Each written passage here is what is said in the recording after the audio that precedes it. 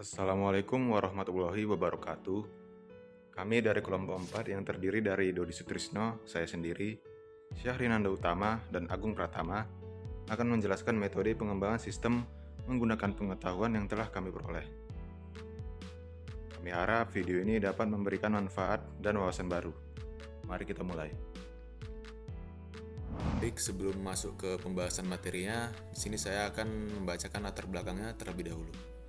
Pengambilan keputusan berbasis informasi memerlukan sistem yang andal, efisien, dan relevan. Metode pengembangan sistem atau Software Development Lifecycle atau SDLC menyediakan kerangka kerja terstruktur untuk mengembangkan perangkat lunak berkualitas, mulai dari perencanaan hingga pemeliharaan. Berbagai pendekatan SDLC seperti Waterfall, Agile, dan Scrum menawarkan fleksibilitas sesuai kebutuhan proyek. Implementasi metode ini mendukung pengambilan keputusan yang lebih akurat dan adaptif dalam lingkungan bisnis yang dinamis. Baik, kita akan masuk ke materinya. Pertama, ada metode pengembangan sistem atau SDLC. Metode pengembangan sistem atau Software Development Life Cycle atau SDLC adalah kerangka kerja yang digunakan untuk mengembangkan perangkat lunak secara sistematis dan terstruktur. SDLC membantu memastikan bahwa perangkat lunak yang dibangun memenuhi kebutuhan pengguna, memiliki kualitas tinggi, dan selesai tepat waktu dalam anggaran yang ditentukan. SDLC memiliki beberapa fase, yaitu tahap pertama ada perencanaan atau planning. Tujuan fase ini adalah menentukan tujuan dan kebutuhan dasar dari sistem yang akan dikembangkan. Tim proyek membuat rencana kerja, anggaran, dan jadwal pengembangan. Analisis risiko juga dilakukan untuk mengidentifikasi masalah yang mungkin terjadi di masa depan. Baik, berikutnya ada analisis.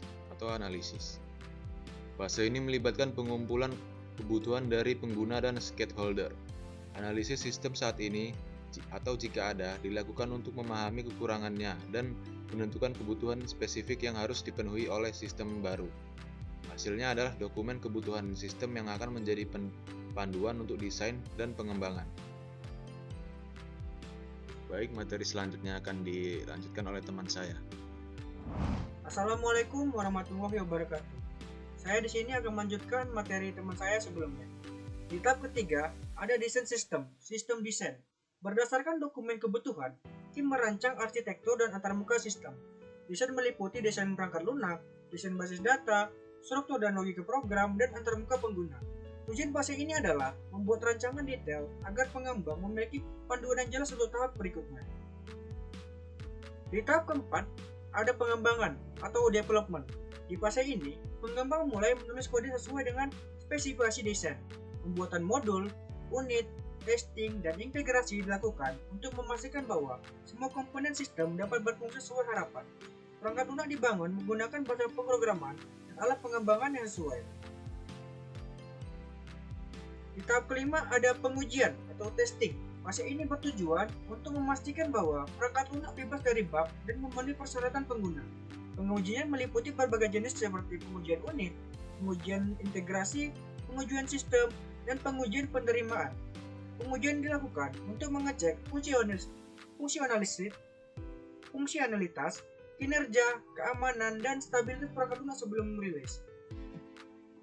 Di tahap ke-6 ada implementation atau deployment. Setelah perangkat lunak lulus uji coba, perangkat lunak tersebut akan dipasang di lingkungan produksi. Pengguna diberikan pelatihan dan dukungan awal untuk memahami cara penggunaan sistem baru. Data dari sistem lama dapat diimigrasikan jika diperlukan. Di tahap terakhir dan ketujuh adalah pemeliharaan atau maintenance.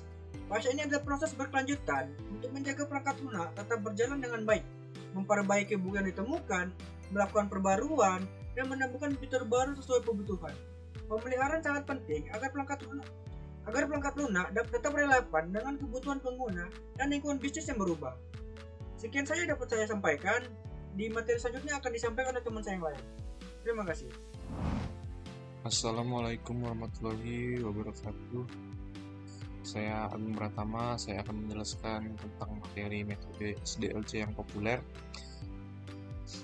Yang pertama, dari metode tersebut ada waterfall, pendekatan linear di mana setiap fase harus diselesaikan sebelum fase berikutnya dimulai. Cocok untuk proyek yang persyaratan dan ruang lingkupnya jelas dari awal.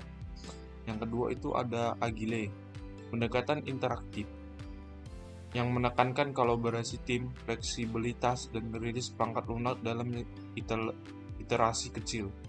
Cocok untuk proyek yang memungkinkan mengalami perubahan persyaratan selama proses pengembangan. Yang ketiga itu ada Scrum, kerangka kerja agile yang membagi proyek menjadi sprint. Periode waktunya pendek, biasanya 2-4 minggu, untuk memastikan rilis cepat dan umpan balik cepat dari pengguna. Yang selanjutnya ada P-model, mirip dengan waterfall, tetapi setiap fase pengembangan memiliki fase pengujian yang sesuai. Cocok untuk proyek dengan persyaratan stabil dan tidak berubah. Yang selanjutnya ada itu spiral, kombinasi dari metode waterfall dan iteratif yang menekankan manajemen risiko, cocok untuk proyek besar dan kompleks. Yang selanjutnya saya akan menyampaikan hasil kesimpulan tentang SDLC yang membantu setiap organisasi untuk merencanakan, mengelola, dan mengontrol proses pengembangan perangkat lunak agar lebih efisien, terstruktur, dan dapat diprediksi. Jadi sekian dari kami. Assalamualaikum warahmatullahi wabarakatuh.